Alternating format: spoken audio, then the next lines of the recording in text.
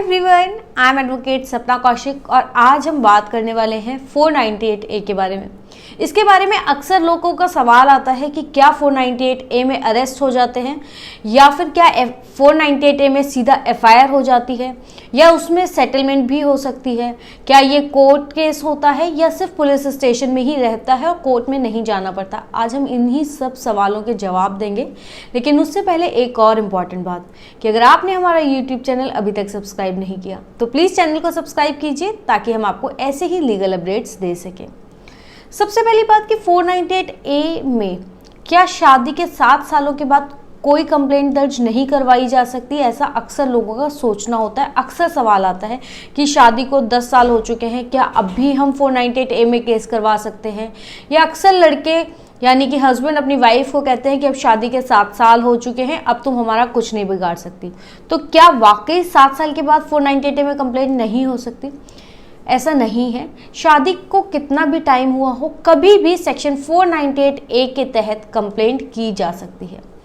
दूसरी बात कि 498A में कंप्लेंट कहाँ की जाती है। सेक्शन 498A ऑफ IPC के तहत आप पुलिस स्टेशन में जाकर कंप्लेंट कर सकते हैं, जहाँ से इस कंप्लेंट को CAW सेल के पास रेफर कर दिया जाता है, वहाँ भेज दिया जाता है, या फिर महिला थाने के पास भेज दिया जाता है, जिसे परामर्श केंद्र भी कहा जाता है, या मीडिएशन सेंटर, महिला थाना, CAW सेल, आप कुछ भी कह सकते हैं।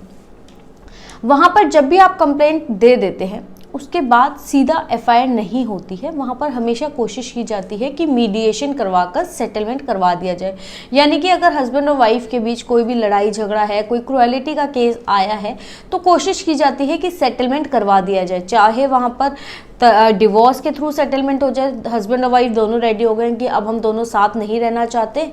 अगर लड़की ने केस बनाया है कि मेरा स्त्री धन मेरे पति ने और उसके परिवार वालों ने ले लिया है, तो लड़की को उसका सारा सामान और स्त्री धन वापस करके सेटलमेंट करवा दिया जाता है कि ठीक है, अगर आप साथ नहीं रहना चाहते हैं तो दोनों तलाक के लिए जा सकते हैं आपसी सहमति से। वहाँ पर उनका सेटलमेंट करवा दिया जाता है। या फिर लड़की अगर राजी हो जाती है तो लड़के का परिवार भी राजी हो जाता है तो लड़की अपने घर भी वापस जा सकती है। मतलब जिस भी तरीके से दोनों के बीच सुलह बनती है, जिस भी बात पर सहमति बनती है, वहाँ पर सेटलमेंट करवाने की कोशिश की जाती है। और अगर वहाँ पर सेटलमेंट नहीं होती है और लड़की का जो केस है वो पाया जाता है कि ठीक है, तो वहाँ पर पुलिस वाले FIR कर देते हैं।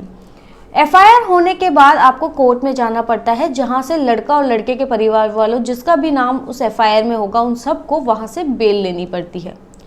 बेल लेने के बाद पुलिस अपनी इन्वेस्टिगेशन करती है कि लड़की ने जो आरोप लगाए हैं क्या वो सही हैं, लड़के के परिवार वालों का क्या कहना है, इसमें क्या वाकई जो घटनाएं उसने बताई हैं क्या सच में वहाँ कुछ हुआ, कोई बिल्स, कोई डॉक्यूमेंट्स, कोई इन्वेस्टिगेशन, जो भी इन्वेस्टिगेशन है पुलिस अपनी इन्वेस्टिगेशन करती है और कोर्ट में चार्जशीट फाइल करती है।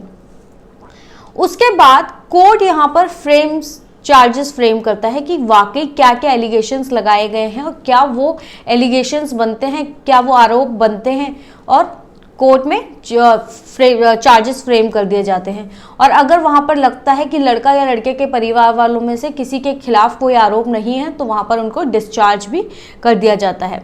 या तो चार्जेस बन जाएंगे, अगर आरोप सही पाए गए तो उनके अगेंस्ट चार्जेस फ्रेम हो जाएंगे, वरना उनको वहीं पर डिस्चार्ज कर दिया जाएगा, यानी कि आरोप मुक्त कर दिया जाएगा। चार्जेस फ्रेम होने के बाद प्रोसिक्यूशन मतलब कि लड़की जिसने कंप्लेंट की है उसके बिहाफ पे, क्योंकि ये स्टेट केस होता है तो वहाँ पर प्रोसिक्यूशन अपने एविडेंस रखता है।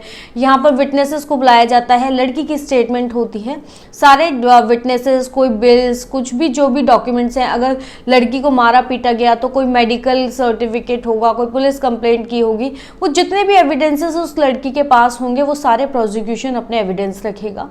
उसके बाद डिफेंस के एविडेंस लिए जाते हैं, यानी कि लड़का और लड़के के परिवार वाले अपने आप को बेगुनाह साबित करने के लिए अपने एविडेंस देते हैं। यहीं पर लड़की ने जो विटनेसेस को बुलाया होता है उनका क्रॉस एग्जामिनेशन, जो डिफेंस के विटनेसेस होते हैं उनका क्रॉस एग्जामिनेशन, वो सब यहाँ पर हो जाता है, जहाँ पर प्रोसिक्यूशन और डिफेंस दोनों अपने एविडेंस को कोर्ट में के सामने रखते हैं। एविडेंस हो जाने के बाद दोनों पार्टीज आर्ग्यूमेंट करती हैं, यानी कि PP क्योंकि स्टेट केस है तो वो अपना आर्ग्यूमेंट्स करेंगे और डिफेंस लड़के के बिहाफ पे और लड़के के परिवार वालों के बिहाफ पे जो एडवोकेट होंगे वो आपस में आर्ग्यूमेंट्स करेंगे, कोर्ट को बताएंगे कि क्यों, लड़के वाले बताएंगे कि हम बेगुनाह हैं और वो अपनी बेगुनाही के बारे में आर्ग्यूमेंट करेंगे, और लड़की की तरफ से पीपी बताएगा कि ये घटनाएं हुई थी, इन लोगों ने इस तरीके से लड़की को परेशान किया, जो भी उनके एलिगेशन है उनको प्रूव करने की कोशिश करते हैं। और फाइनली यहाँ पर आर्ग्यूमेंट्स के बाद आपका जजमेंट आ जाता है कि वाकई लड़की के साथ कोई क्रुएलिटी हुई है या नहीं। तो ये पूरा प्रोसीजर होता है 498A के केस का, कि सबसे पहले महिला थाने में यानी कि CAW सेल या परामर्श केंद्र या मीडिएशन सेंटर में जाकर, महिला थाने में जाकर आपको अपनी कंप्लेंट देनी होती है। लड़की 498A में कंप्लेंट कर सकती है अपने पति या पति के रिश्तेदारों को। यहाँ ये जानना बहुत ज़रूरी है कि सिर्फ शादीशुदा महिला ही 498A में कंप्लेंट कर सकती है। अगर कोई महिला लिव इन में रहती है तो उसके पास ये अधिकार नहीं है कि वो 498A में कंप्लेंट कर पाए। सिर्फ शादीशुदा महिला ही 498A में कंप्लेन कर सकती है, जिसमें कि 7 साल तक की सजा हो सकती है।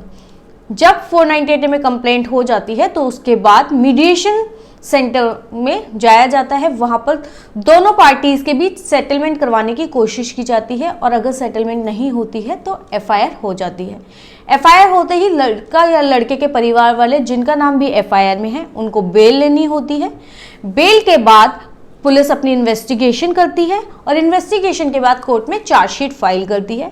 चार्जशीट फाइल होने के बाद आरोप यानी कि चार्जेस फ्रेम किए जाते हैं कोर्ट में। यहाँ पर लड़का और उसके परिवार वाले डिस्चार्ज भी हो सकते हैं, यानी कि आरोप मुक्त भी हो सकते हैं अगर उनके खिलाफ कोई भी एविडेंस नहीं पाया जाता है। चार्जशीट में ये लिख दिया जाता है कि लड़का और लड़के के परिवार वालों ने ऐसी कोई घटना को अंजाम नहीं दिया है, उनके खिलाफ कोई आरोप नहीं बनते हैं, तो उनको आरोप मुक्त यानी कि डिस्चार्ज भी किया जा सकता है, वरना उनके खिलाफ एक आरोप पत्र दायर कर दिया जाता है, चार्जेस फ्रेम कर दिए जाते हैं।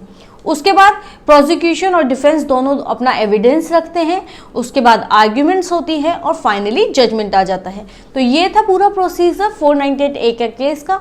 आप और किन मुद्दों पर वीडियोस चाहते हैं प्लीज़ कमेंट सेक्शन में बताएं।